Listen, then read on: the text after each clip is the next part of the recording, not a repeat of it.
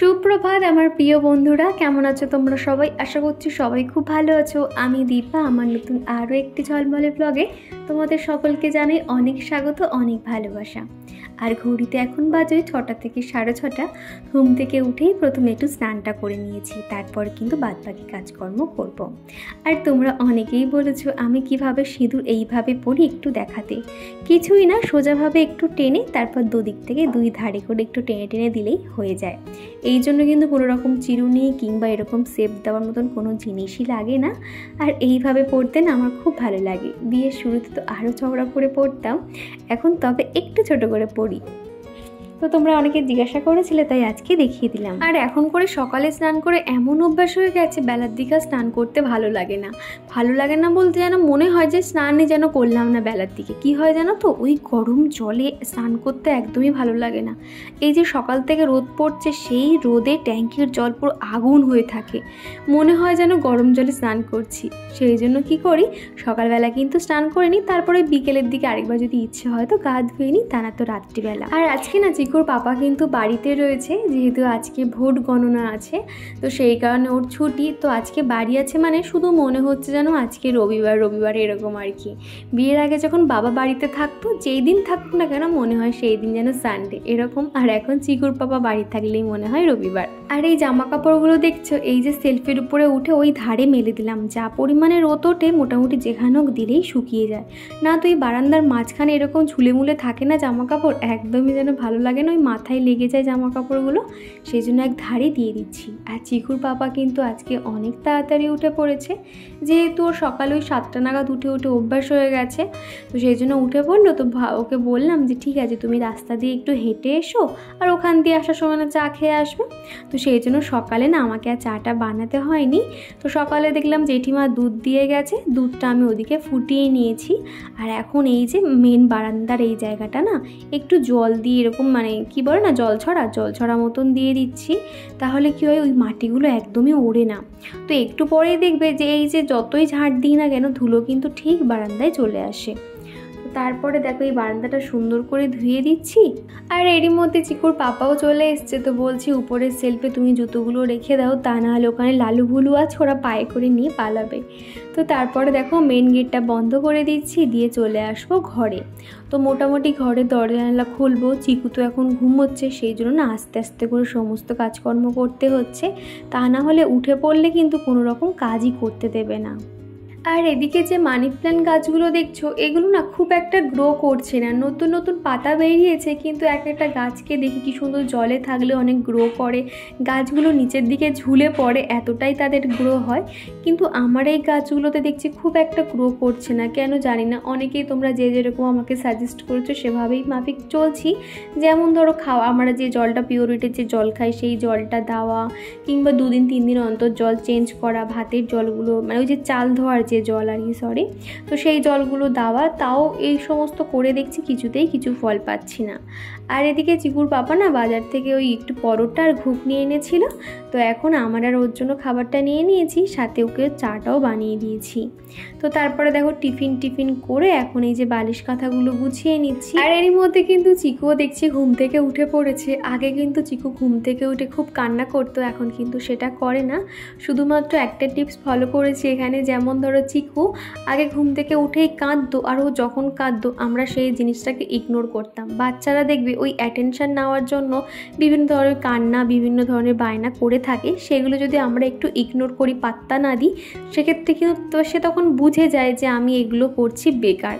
তো তখন কি হয়, সে সেই অভ্যেসটাকে চেঞ্জ করে নেয়। সেরকমই চিকু যখন হেসে মানে একটু মানে ওই হাসতে হাসতে ঘুম থেকে ওঠে, মা করতে করতে আসে, তখনই কিন্তু ওকে খুব আদর করতে হয়। বাচ্চাদের তো এমনিতে ঘুম থেকে উঠলে একটু মাইন্ডটা অন্যরকম থাকে, সেক্ষেত্রে একটু আদর করে দিলে ওদের বেশ ভালো লাগে। তো ঘুম থেকে ওঠার পর ওকে 1 গ্লাস জল খাইয়ে তারপরে দুধ বিস্কুট দিয়ে দিলাম। আর আজকে যেহেতু চিকুর পাপা ঠাকুর পুজো দেবে, সেই জন্য এখন ঠাকুরের বাসনগুলো মেজে দিচ্ছি।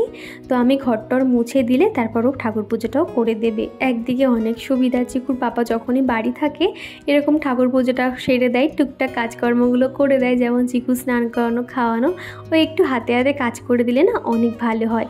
একা সংসারে কেউ যদি ছোট একটা কাজ করে দেয়, সেটাতে যেন অনেক উপকার আমাদের মনে হয়। আর এখন এই তো ঘরটা ঝাড় দিয়ে মুছে নেব। আর জানো তো, আমি যখনই ঝাড় দিই এরকম বসে বসে প্রত্যেকটা জায়গা ঝাড় দিই।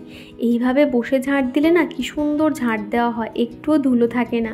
আর এই দাঁড়িয়ে দাঁড়িয়ে দিলে কি হয়, কোমর টোমর ব্যথা করে, পা ব্যথা করে, যেন ভালো লাগে না ঠিক ঝাড় দিতে। কিন্তু এইভাবে বসে বসে ঝাড় দিলে না একটা ধুলোও থাকে না, ঘরবাড়ি কী সুন্দর পরিষ্কার থাকে। তো দেখো এই যে ধুলোগুলো রান্নাঘরে নিয়ে গেলাম না, অল্প যে কটাও ধুলো বেরিয়েছে সেগুলো তুলে নিলাম। আগের দিন রাতে তো শুতে যাওয়ার আগে ঝাড় দিয়েছি, সেই জন্য কিন্তু খুব একটা ধুলো পড়েনি, তা না হলে কিন্তু অনেক ধুলো বের হয়।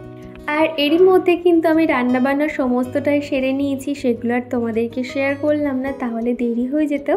আর এখন এই তো রান্না করেছি ডাল, শাক ভাজা, আর কালকেকার দুটো মাছ ছিল, সেই দুটো মাছ ভেজে নিয়েছি। আর আমাদের জন্য হয়েছে চিকেন খেতে আমাদের চিকু খুব ভালোবাসে, কিন্তু ওকে লেগ পিসের ওই একটা হাড্ডি দিয়ে দিই, সেটাতেও ভালো করে হয়ে যায়। আর এখন করে যেখান থেকে গরম শুরু হয়েছে না, মানে কি বলবো, বেশিরভাগ ওর খাবারে ডাল আর সবজি রাখার চেষ্টা করি। আর ডিমটা তো একদমই বাদ দিয়েছি বললেই চলে। তো যতদিন না এই ওয়েদারটা চেঞ্জ হচ্ছে, কোনো রকম ওই যে যেটা শরীর গরম করবে আর কি, তোমার ডিম এটা ওটা কিছুই ওকে দেবো না। আর এদিকে এখন ঘরটা মুছে নিচ্ছি। আর ঘর মুছতে মুছতে আমার যে মিষ্টি মিষ্টি বন্ধুরা প্রতিদিন আমাকে কমেন্ট করে, চলো তাদের কমেন্টের উত্তর দেওয়া যাক। এখানে প্রথমেই কমেন্ট করেছে এক মিষ্টি বনু সোনিয়া খাতুন, তারপরে কমেন্ট করেছে কেয়ার ফ্যামিলি দিদিভাই, তারপরে রয়েছে রিয়াম মুখার্জি, তারপর কমেন্ট করেছে মালিনী চক্রবর্তী দিদিভাই, মৌ লাইফস্টাইল আইডি থেকে এক দিদিভাই কমেন্ট করেছে, তারপরে হলো গোপু সোনা, তানিয়া নস্কর, দেবারতী সরকার, পৌষ সানসাইন, তারপরে রয়েছে স্বর্ণালী দাস, সোনালী সাহা দিদিভাই, তারপর কমেন্ট করেছে সুরসমা, রিয়েল ব্লগার হীরা, সিথি, পিঙ্কি সেন, সংযুক্তা, কাকুলিয়া, আমাদের গল্প কথা, সুরভি মণ্ডল ঘোষ। তো দিদিভাই বোনেরা তোমাদেরকে অসংখ্য ধন্যবাদ এতটা ভালোবাসার জন্য। তারপরে এই তো রান্নাঘরে ওই যে শাক কেটেছিলাম, সবজির খোসা বেরিয়েছিল, সেগুলোই বালতিতে রেখে দিচ্ছি। একটু পরেই কিন্তু নোংরা নেওয়ার যে লোকগুলো আসে গাড়ি করে, ওনারা তো চলে আসবে, এরকম গুছিয়ে না রাখলে কিন্তু দেরি হবে এদিক ওদিক করে আনতে গেলে, সেজন্য প্রত্যেকটা গুছিয়ে রাখলাম। আর এখন এই রান্না শেষে প্রত্যেকটা কন্টেনার যেভাবে মুছে নিই, এখন সেগুলো মুছে নিচ্ছি। তো এখন কিন্তু রান্নাঘরটা মুছে নিই, ভাবলাম রান্নাঘরের সমস্ত কাজ সেরে লাস্টে ঘরটা মুছে নেব, তাহলে কিন্তু রান্নাঘরটা সুন্দরভাবে শুকিয়ে যাবে। তা নয় ভিজে ঘরের মধ্যে পায়ে হলে না পুরো পায়ের ছাপ পড়ে যায়, রান্নাঘরটা দেখতে একদমই ভালো লাগে না। তো আর এই তো এদিকে যে তেলের কন্টেনারগুলো আছে সেগুলোও কিন্তু সুন্দর করে মুছে এই বাস্কেটের মধ্যে রেখে দেব। আগের দিনের ভিডিওতে পৌষানি বলেছিলে আমার রান্নাঘরের গোছানো দেখে তুমি কিছুটা আইডিয়া নিয়েছো, পরবর্তীতে তুমি ঠিক এইভাবে রান্নাঘরটা গোছাবে। তোমার এই কমেন্টটা পেয়ে আমার খুব ভালো লেগেছে, এই যে আমার কাছ থেকে কেউ কিছু শিখে এবং সেটাকে অ্যাপ্লাই করবে, আমার এটা ভাবলে খুবই আনন্দ হয়। তো যাই হোক, এরকম ছোট ছোট টিপস কিন্তু তোমাদের জন্য আমি দিয়ে থাকি প্রত্যেকটা ব্লগে একটু হলেও। আর এটাতে তোমরা যে এত উপকৃত হও, আবার তোমরা কমেন্টের মাধ্যমে জানো, সেটাও খুব ভালো লাগে। আগের দিন স্বর্ণালীও একটা খুব সুন্দর কমেন্ট করেছিলে। আর কি জানো তো, তোমাদের এক একটা কমেন্ট না পরবর্তী ভিডিওতে আমার ভিডিও বানাতে অনেক উৎসাহ করে গো। তো তারপরে আরও একজন কমেন্ট করেছিলে বার্নার আমি কিভাবে পরিষ্কার রাখি, গ্যাসের যে বার্নারগুলো হয়। তো তুমি যখন বলেছো, আমি অবশ্যই এই টিপসটা শেয়ার করে দেবো। আর তোমরা এটাও কমেন্ট করেছো তোমরা কিচেন মেকওভারের ভিডিও দেখতে চাও, তো আমি অবশ্যই খুব তাড়াতাড়ি কিচেন মেকওভারের ভিডিও নিয়ে আসবো। আর এদিকে দেখো গ্যাস ওভেনটা কিন্তু আমি এই যে স্পঞ্জের যে স্কচ ব্রাইটগুলো হয় সেগুলো দিয়ে পরিষ্কার করে নিচ্ছি। এই স্পঞ্জের স্কচ ব্রাইটগুলো এত ভালো পরিষ্কার হয় না কি বলবো। আর এই যে সেলফ কাউন্টারে প্রথমেই তো দেখলে একটু ভিম লিকুইড দিয়ে ছড়িয়ে নিয়েছিলাম, তারপরে এই স্পঞ্জটা দিয়ে ঘষে নিয়েছি। তেল চিটচিটে ভাব না একদমই থাকে না এবং কি সুন্দর পরিষ্কার হয়ে যায়, সাথে কিন্তু গ্যাস ওভেনটা। তো প্রত্যেকটা জায়গা আমি সরিয়ে সরিয়ে মুছিয়ে নিয়েছি। আর আগের দিন ঠিক এইভাবে রেখেছি বলে না সেলফ কাউন্টারটা ফাঁকা ফাঁকা থাকে, দেখতেও ভালো লাগে এবং কাজের সময় ওই সব জিনিস এক জায়গা হয়ে না হাবিজাবি হয়ে থাকে না, এটাই আর কি সুবিধা হয়েছে। আর এখন তো দেখছো এই যে পর্দাটা করেছিলাম সেটা দিয়ে কিন্তু সবসময় ঢেকে রাখি। সকাল থেকে রান্নার পাশাপাশি অনেকবার কিন্তু থালা বাসন মাজতে হয়। আমিও একসঙ্গে অনেক বাসন জমি একদম মাজতে পারি না, সেই জন্য দুটো হোক কিংবা তিনটে বাসন পড়লেই কিন্তু আমি মেজে নিই। আর এখন এই যে লাস্টবারের মতন বাসনটা মেজে নিচ্ছি। ওই যে রান্নাঘর মোছার সময় গ্যাসের নিচে দেখলাম ওই যে মিক্সার গ্রাইন্ডারের ঢাকনাটা ছিল, এটা ওটা টুকটাক ছিল, সাথে দুটো নতুন বোতলও ছিল। তো এগুলোতে থামস আপ আর স্প্রাইট ছিল, বোতলগুলো এখন একটু ধুয়ে নিচ্ছি। তো শুকিয়ে গেলে আবার জল ভরে জলগুলো খেতে পারবো। তো দেখো ঝুড়ির মধ্যে রেখে দিলাম। তারপর এইটুকু জায়গাটা আবারও মুছে নেব, নিয়ে রান্নার যে কাপড়গুলো ছিল সেগুলো একটু সার্ফ জল দিয়ে কেচে মেলে দেব। মোটামুটি এইভাবেই কিন্তু আমার রান্নাঘরে প্রত্যেকটা কাজকর্ম করে থাকি। আর রান্নার কাপড়গুলো এই জানালাতে একটা দিয়ে দেবো, আর সেলফ কাউন্টারে একটা ঝুলিয়ে দেব। বাইরে এত পরিমাণে রোদের তাপ, কিছু আর বাইরে দিতে লাগবে না, ঘরে থাকলে আমনি শুকিয়ে যাচ্ছে।